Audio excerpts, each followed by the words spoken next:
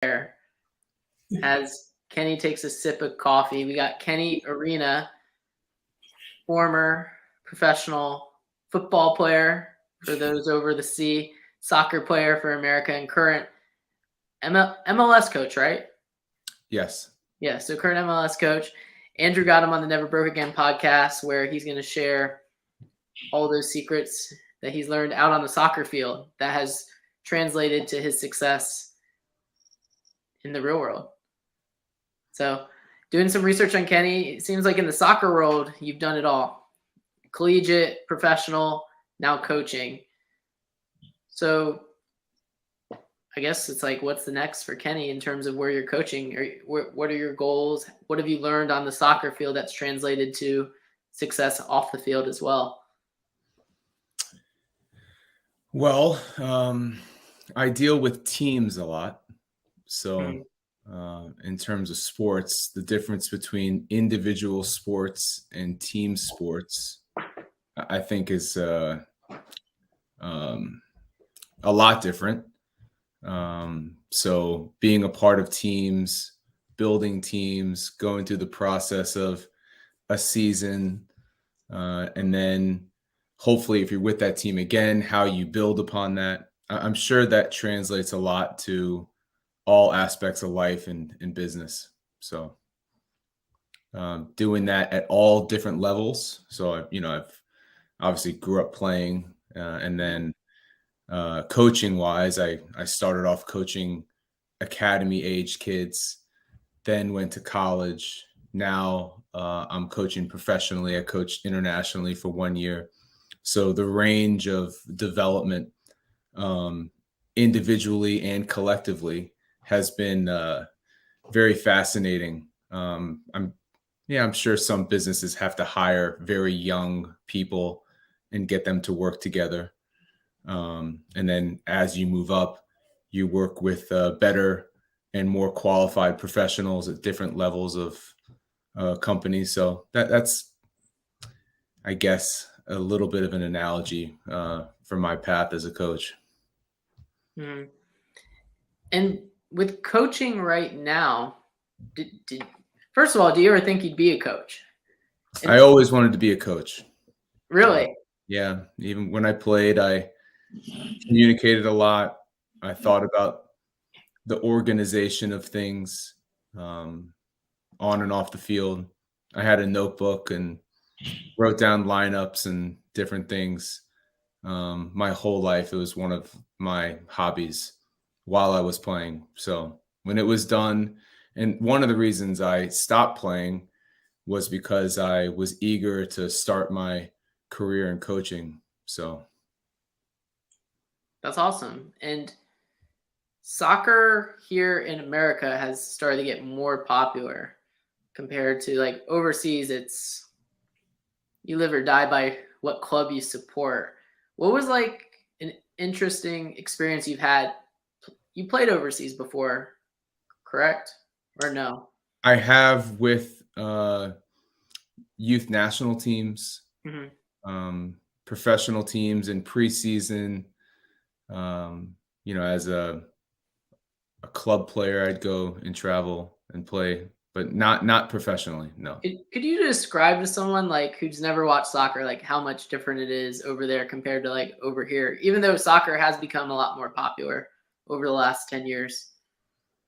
The only comparison I can give is it's like going to a tailgate at Alabama versus Auburn, and the atmosphere, you could like cut it with a knife. Just walking through the parking lot and then walking into the stadium and hearing the fans and seeing two seas of different colors in the stands, who everyone is rooting for, and you know how passionate they are about it. And then the game's over and you start to go into the town that was completely shut down for the game. No one's working while the game was going on. And then everyone's going to a house or a bar and they're watching all the other games that are going on. So college football in our country, especially in the South, really equates to football or soccer around the rest of the world, and what happens in each town and community for that team and while games are going on. It's cool. And there's a lot of coaches out there. Andrew's one of them. He's a coach for his I coach my kid. for his son's team. And there's a lot of coaches that may be called managers in the business world. And you said you've been doing these strategies ever since like you started playing, essentially. So what strategies have you found haven't worked well with the team that maybe you thought would have worked well when you first thought about it? Yeah, when you're first thinking about coaching, you're just writing down lineups. Mm-hmm. Yeah, I wrote down lineups of all my father's teams, who I thought should be playing.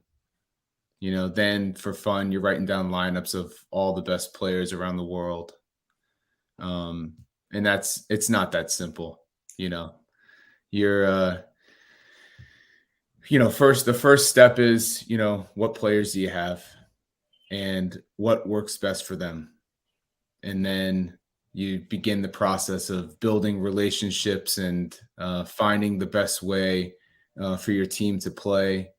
And that's an evolving process that changes throughout the year. And I guess the one thing that's always common in success is it's the continuous process.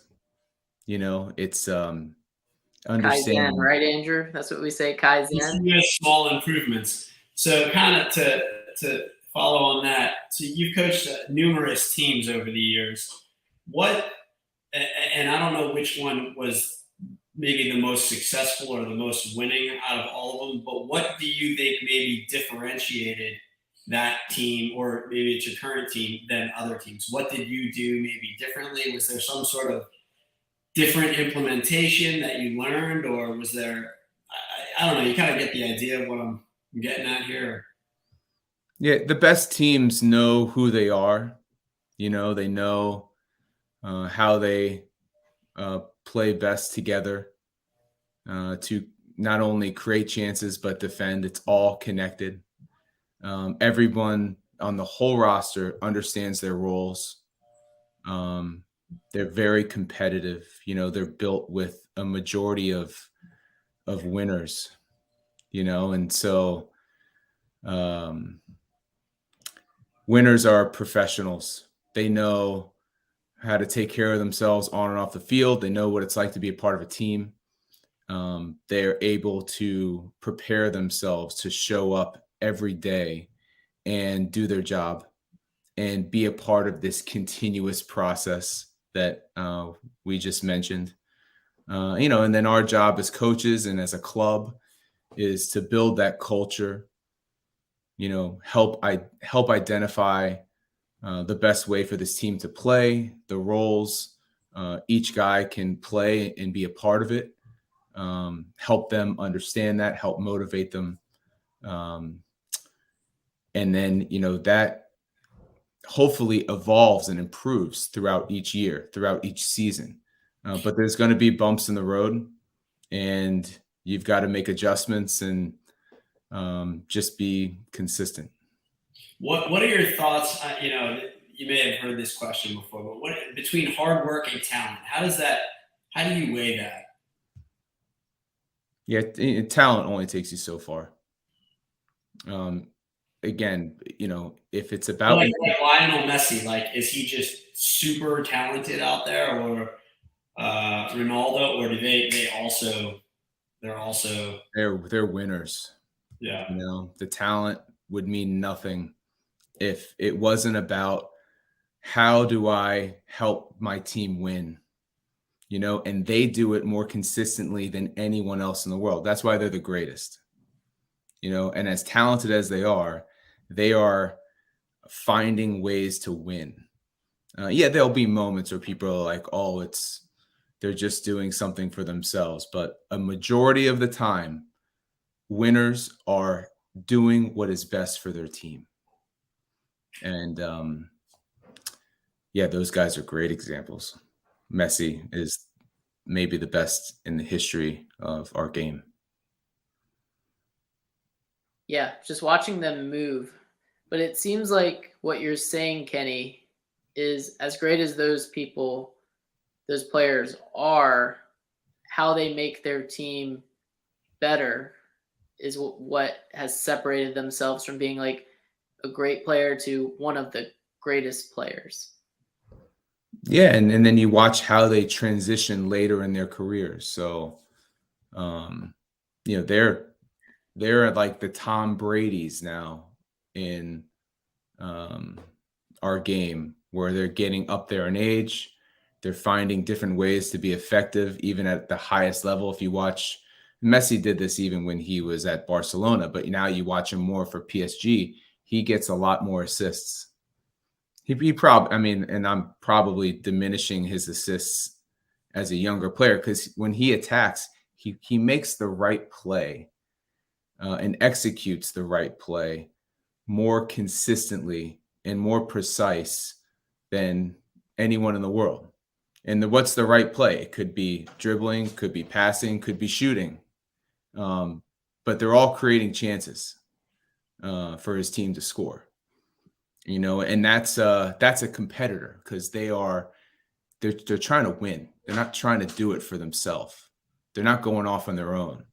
It's a part of a team. He understands what each guy likes to do, what foot Neymar is, what foot Luis Suarez is. He knows if he wants the ball to his head. He knows if he wants the ball in front of him to his feet. And guys like that think about it. So he's obsessed. He's obsessed. Yeah. So I pulled kind of a history on you, and it's like you're always the AC. When is Kenny going to be the HC? Hopefully sometimes in the next couple years.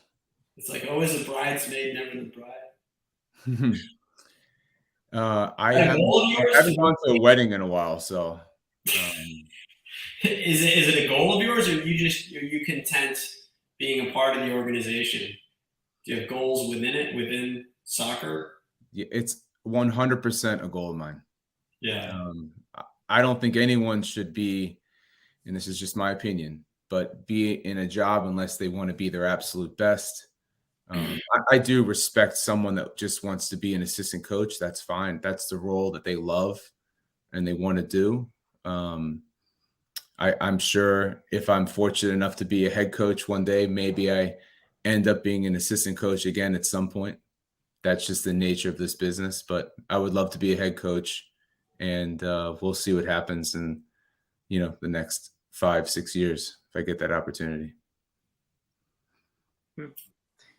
Is there like anything else like in the coaching world that steps that people need to take in order to get to that highest level? Like obviously being an assistant, you had to work to get where you are. So like what was that process like for people that may want to pursue something in sports or business? I think the most important part of coaching is coaching. You can read a lot of books. You can take a lot of classes. You can go to a lot of seminars, and you can pick up different ideas. But the most important part for coaching is to coach. It doesn't matter if it's your kids or, high school, club. Bad coach is somebody who's out there but not coaching. Yeah. You got to coach. I see it all the time. You mean like be like, oh, like let me show you how to do it? That's not coaching? No, coaching individuals, coaching 3 players, coaching 10 players, coaching 20 players. But go coach practices, coach games, have a vision in your head of what you want it to look like, and see if you can implement that in training and then in games and help not only your team get better, but individual players get better. and go through that process, as they grow up, as they come together, as they have problems, and how can you solve it? And you're going to make mistakes. You can't be afraid to make a mistake. You have to reflect, but just be courageous and enjoy it and be passionate. That's the most important thing in becoming a better coach. And then the chips fall where they may. I'm very thankful for the opportunities that I've had, and I don't take that for granted. So, where are you coaching now? You're at Cincinnati? Yep, Cincinnati. Okay, how are you guys doing this season?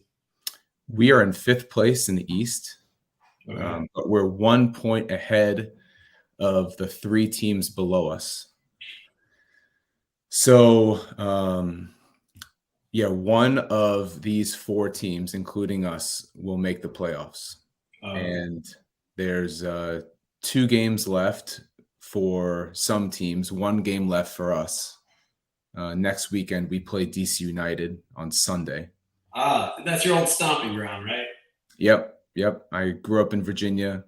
I went to University of Virginia, and I ended up playing 1 year for DC United. Right.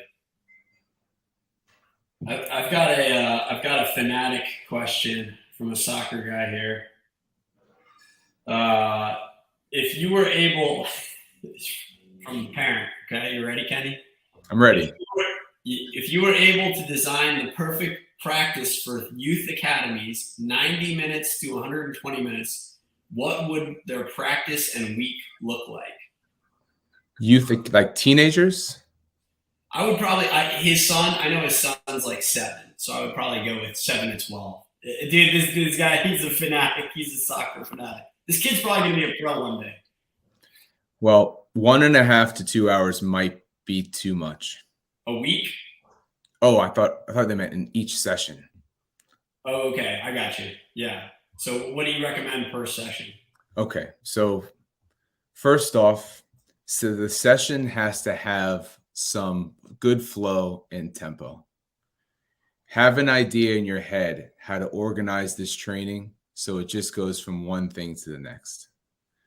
And at 7 years old, there's going to be kids at a bunch of different levels. You should do no more than 4 versus 4 or 4 versus 4 plus 1. Make sure the kids are consistently being engaged in the game. When you get to more numbers at that age, that means there's going to be 4 or 5 kids that are nowhere near the play. And that's when you get your kids chasing butterflies. So what about how many times a week? It looks like that was the second half of the question. Like once a week, twice a week? How many times a week do you write? Every day? Depends on your group. Like you've seen, there's different kids that can do that 3 or 4 times a week. Other kids, maybe twice max. And anything out past that, they're going to start asking mom and dad if they can skip practice. You know what I mean? So it just depends on your group of kids and what's best for them. All right. There's one. He's got one more. Mike Ferreira. Is it a good question?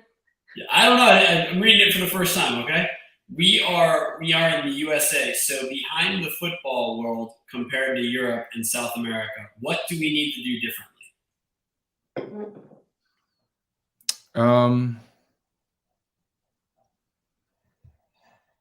What do we need to do differently?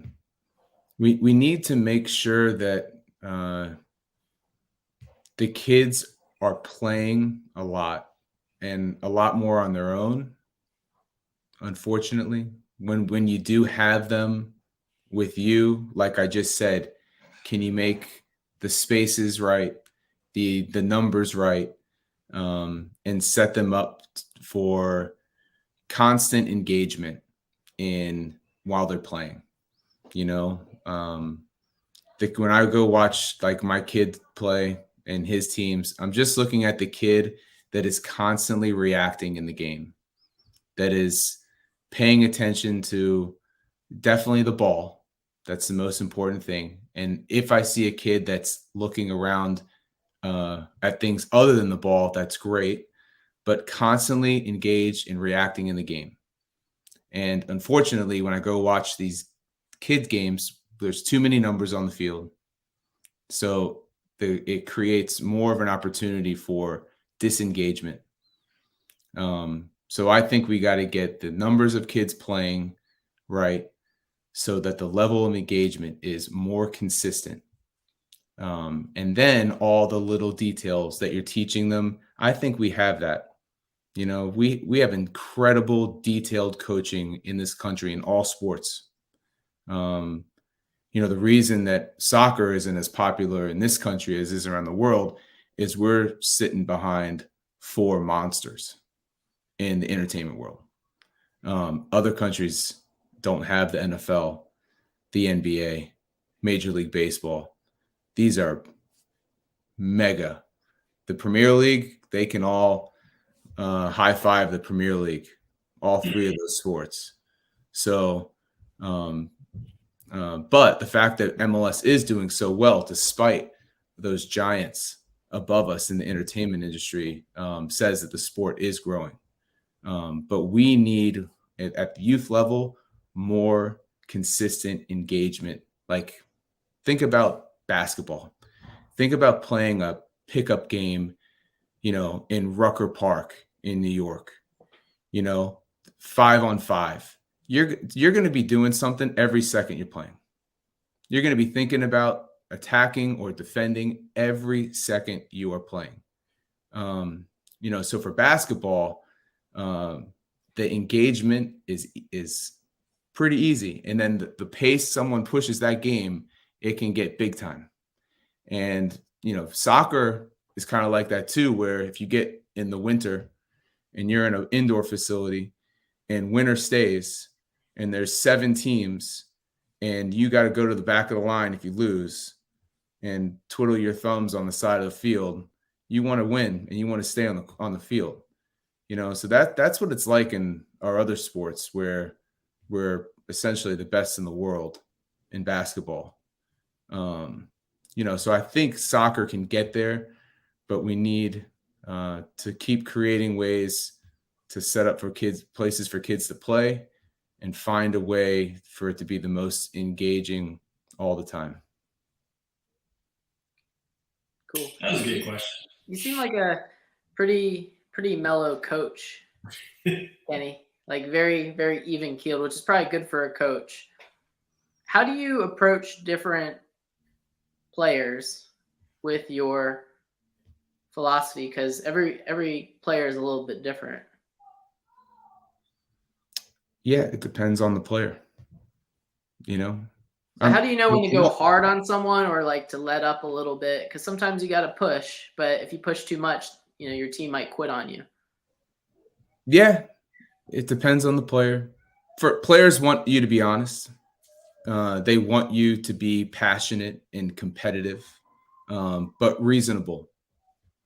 You know, so you're always choosing when to push hard, when to back off. You know, at the end of the day, we're not on the field. So, you know, maybe you push really hard in training, but there's got to be moments where you don't say anything because they got to form themselves as a team. They got to be able to take control and figure things out together. And we can't do that for them, you know? So, the work you put in during the week, you push the little details, you know, on and off the field. But you got to leave a lot of moments for them to take control of it themselves and develop, you know, their cohesion together. So it's a feel in the moment with the group, with individuals, testing what works and what doesn't, and just keep moving forward. How hard would it be? You're coaching at the highest level. This is like the major leagues of soccer. Literally, it's major league soccer, right? How hard would it be for somebody to just go from sitting, you know, anywhere to coaching at the MLS level? Just go straight there. How difficult would that be?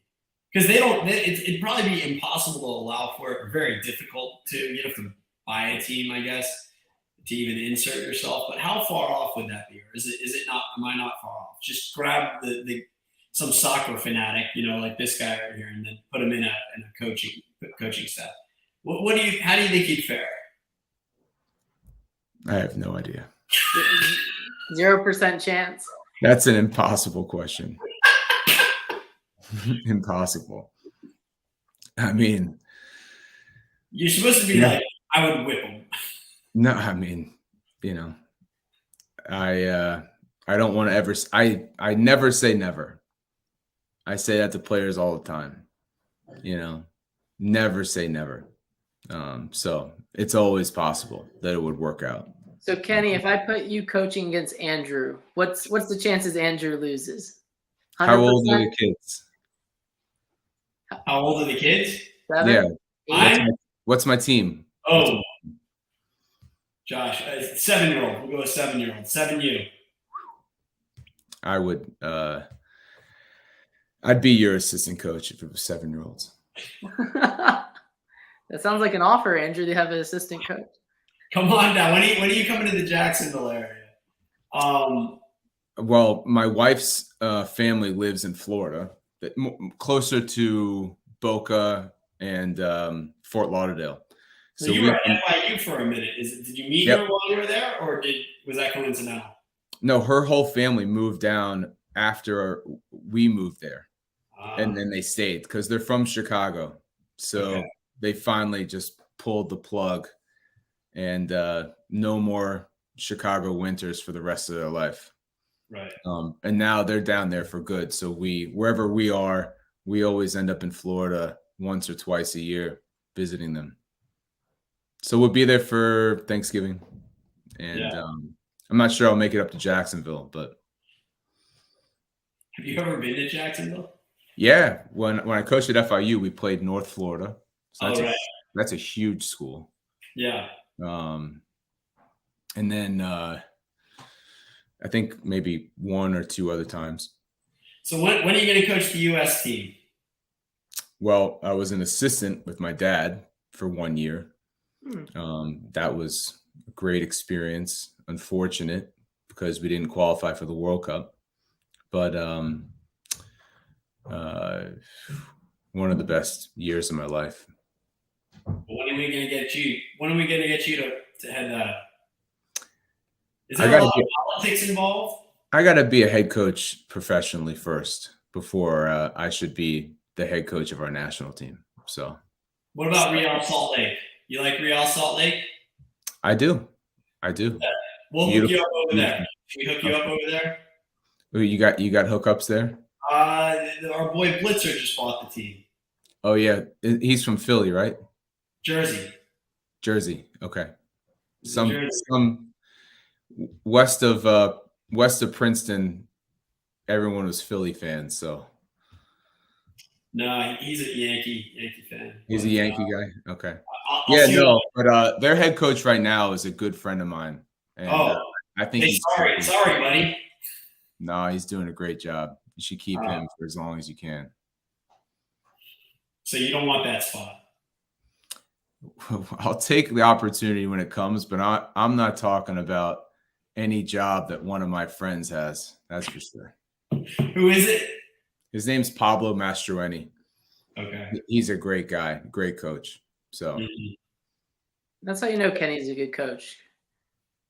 Because he's like, oh, my friend's there. Like, got to make sure it's the. How important is networking in the coaching world?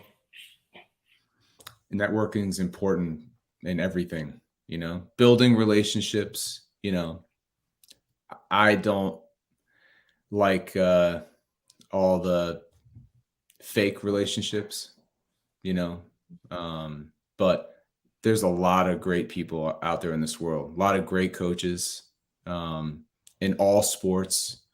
I think we've got incredible ownership now in the sports in our country. I mean, you see the stadiums in all the sports in this country. It's incredible what compared to the rest of the world, and at all levels, college and professionally in all sports. And this is the mecca of sports entertainment. So, a couple big stories in soccer this week came out. The one with the Stampede, which kind of hit the wire. Did you hear about this? I'm sorry, what was it? The Stampede in Indonesia. Did you hear about this? No. Like 125 people were killed. That's horrible. Yeah, you don't. That's horrible. Follow that. This was at a game in Indonesia. Yeah, it's supposed to be like one of the biggest things, terrible things that happen in sports. They're saying that's awful. I was checking on it. They were like, Stampede kills 125 people in it, and then there's something going on with women's soccer with the systemic abuse or something. Yeah, that article came out today, and I haven't sat down to read it yet. But yeah, I'm looking forward to diving into it a little bit. It's important, especially if people were mistreated. Yeah, like the gymnastics. Is that kind of what that means? Like what is systemic? The gymnastics, I think, was a doctor. Yeah. I think this is different. I think this has to do with organizations and coaches. And again, I could be wrong. I haven't read the article, but I thought the gymnastics stuff was more on the medical side. And that was a doctor doing not good things. Yeah, and being covered up by an organization and coaches as well, I think. But I think it's a slightly different.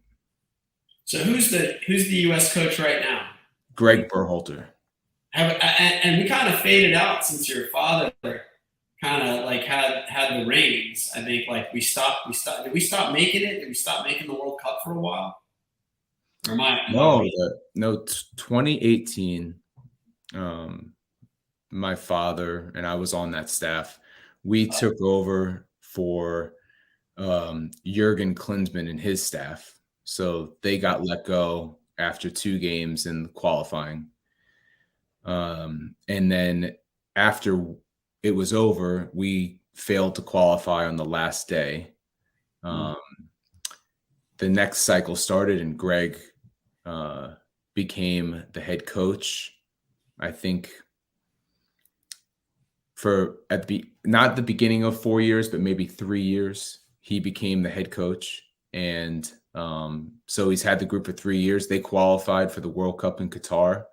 I think their first game is November 21st or 22nd. Oh, they did qualify. Okay. Yeah, they qualified. So I think they play Wales in the first game. And then they play England on Black Friday. So this is coming up, no? Yeah, this in November. So I'll be in Florida, and all my wife's family, and they're talking about doing something the day after Thanksgiving. I'm like, I'm out. I'm watching USA England. So sorry if we have anything planned with the family, but my whole day is centered around watching that game. When you coach, do you yell, or do you think they can even hear you? I got a pretty loud voice. Anyone on our half of the field, I think. Can we hear it? Can we hear your loud voice? No, not right now. You got to earn it. Or do they have earpieces in yet, or no? Players? No. Can they? No, but I did see like a interesting technology thing the other day. All the players wear like GPS now. So like they can monitor what they're doing physically. Right. And Spain was messing around like 2 weeks ago with a device that also had a walkie-talkie. So the coach is on the sideline talking to players like this. I don't think a lot of players would like that, to be honest with you. There's definitely moments in the game where your coach is yelling at you and you pretend like you don't hear him. And that's, the autonomy. That's the part of it, is the autonomy of playing. You don't want someone talking to you the whole time. You want to play. Control, don't you want control? No, I think the beautiful thing about sports is figuring things out on your own, or figuring things out as a group together. You don't want robots. That's not fun. You gotta let people do things like naturally. Creative. Where you want people to be creative in front of your eyes. That's the beauty of live entertainment. It's not scripted. I watched last night Patrick Mahomes, and they were interviewing Andy Reid at halftime. He had this one touchdown where he got to the 2-yard line and he just flicked the ball over 7 guys, and a guy caught it in the back of the end zone. And they asked the coach, like, at halftime, he was like, "That was a great play. Good job." And he was like, "Well, I designed the start of that play." And he goes, "Everything that happened after that is not what we planned." He is a funny coach. He's one of the best coaches. So, Have you ever like tripped anybody running down the field? No. I've thought about it, but I haven't done it. Like, how competitive are you, right? I don't think you can win on a consistent basis if you're not competitive. Yeah, I'm competitive enough to stick the foot out. I know somebody did that in the NFL. Well, it's an argument. I think the Steelers coach, Tomlin, I think, did that. He like backed into the field. I don't know if you caught that. Yeah, I mean, I don't think coaches should ever touch another player. I think that's a bad idea. Yeah, so. In a negative way. Yeah. I really, you're competing at such a high level, you can like lose your mind.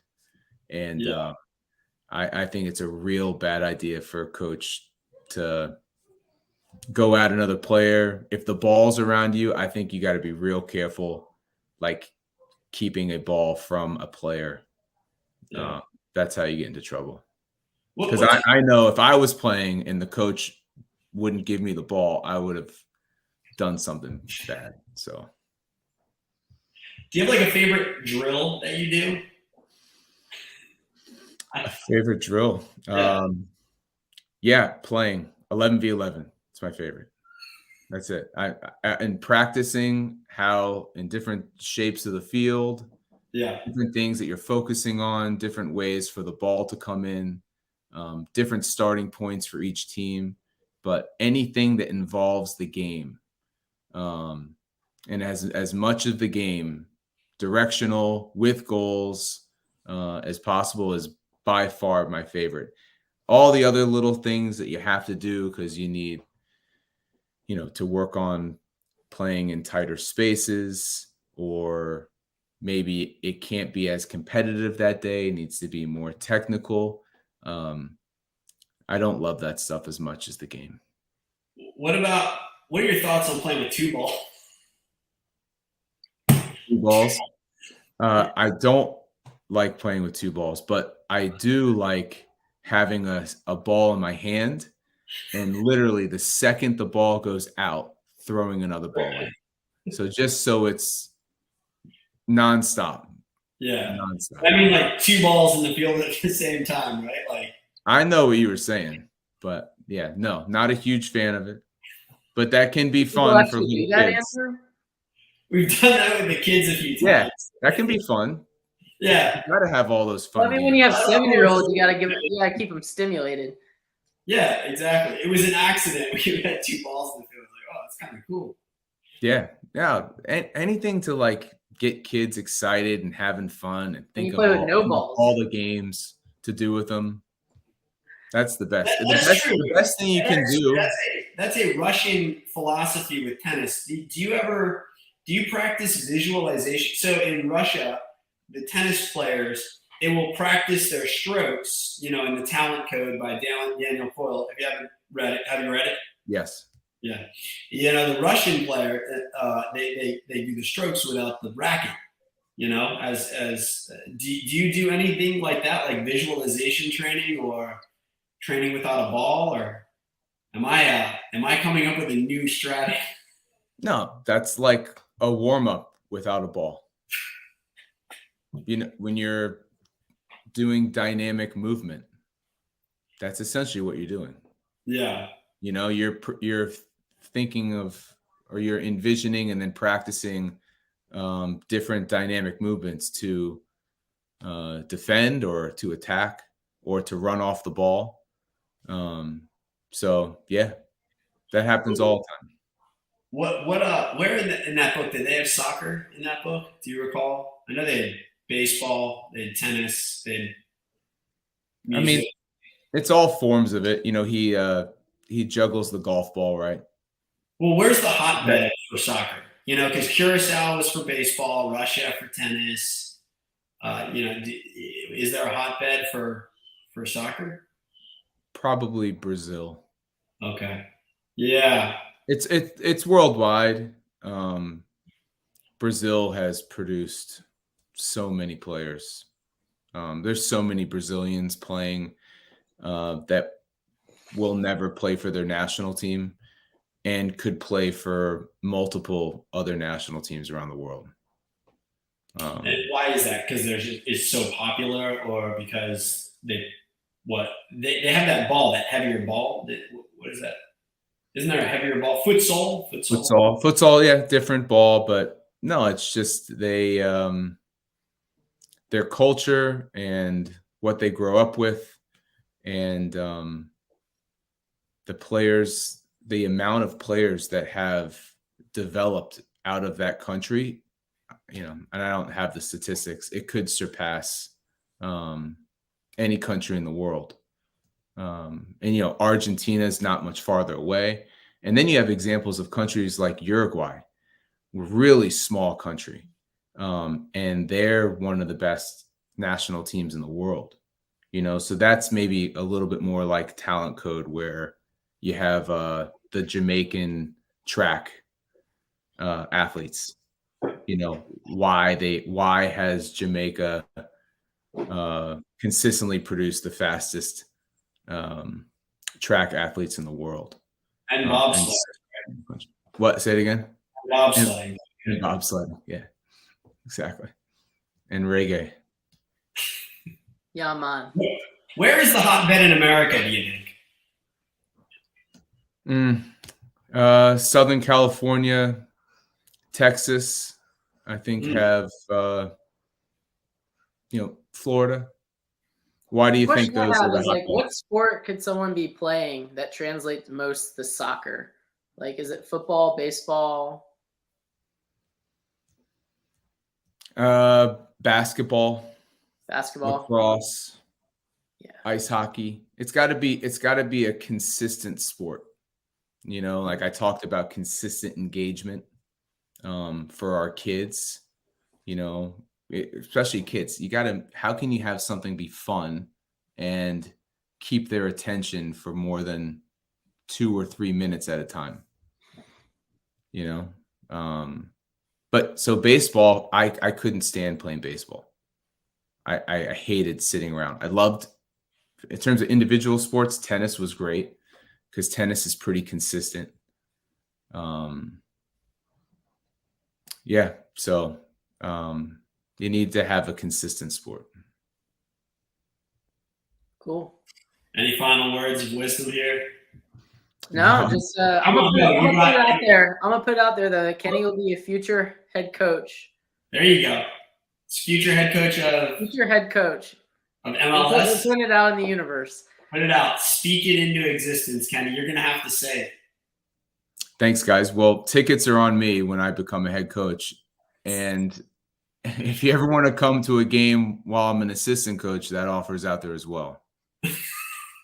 Nice. I'm gonna wait till you're a head coach. Well, Orlando's not that far. We play Orlando every year. Inter Miami is a little farther, you know. Yeah. But Orlando's what? How far? 2. Plus, we got Disney there. You take the kids to Disney when you go. I've been to Disney so many times. I'm trying to stay away for as long as possible. We spent the bubble in Disney in 2020, during the pandemic. Were they open? No, it was so MLS was the first major sport to come back during the pandemic, and they set up a bubble at the Wide World of Sports. Yeah, that's a big sports area. Yeah. And then the NBA came, so we were there at the same time as the NBA, but they wouldn't. It was a really tough life off the field. They wouldn't let us go to games, so like we weren't allowed to go to any other game that was going on because no one had any idea about the spread of COVID. But like we were thinking, God, if they let us, we would have been courtside seats to every NBA game if they let us while we were down there, because they did the end of the regular season and the playoffs, and we were there for like over 3 weeks. But yeah, that kind of tipped the scale for Disney World for me for a while. You have brothers or sisters or siblings? Only child. Like How about you? The golden goose. Yeah. Well, Kenny, happy to have you on, future head coach Kenny Arena, on our podcast today, and look forward to seeing you in the playoffs. Thanks, guys. I wish I could give everyone on here stock tips and quick advice to that's what we're for, Kenny. You never going broke again. I think it's simple. It's like work ethic. There's a lot of similarities, or else you become unemployed in the game, right? You got to work hard, you got to train and stuff like that. But what's that? I said you got to teach me about real estate one day. There we go. Done. Yeah, let's do it. What's your schedule like? You got practices every day? Yeah, I mean, we're essentially in the last week of the regular season now. So our last game is on Sunday. Hopefully we win, and hopefully we make the playoffs. And then you just kind of go from there. This year is very unusual because the World Cup got moved to the winter. Right. It's been in the summer, I think, every year it's been around. So because it's in Qatar, they moved it to the winter. So our season got more condensed, and it's going to end about a month early.